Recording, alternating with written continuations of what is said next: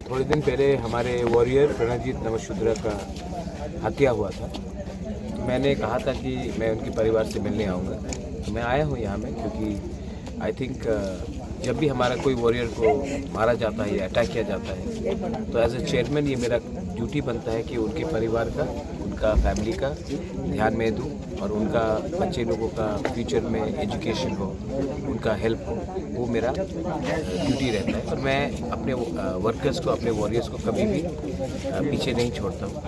यही फ़र्क है तीपरा मोहता में और दूसरे पार्टी के वर्कर्स में, क्योंकि दूसरे पार्टी में जब वर्कर्स को पीटा जाता है तो लीडर्स लोग बाहर नहीं निकलते। यहाँ में हम लोग सब निकले बड़े नंबर में, और पार्टी का चेयरमैन खुद आए यहाँ के साथ। और इलेक्शन के बाद मैंने इनको बोला कि मेरे घर भी आने के लिए हम इनके बच्चे का शिक्षा, इनका भविष्य के बारे में बात करेंगे।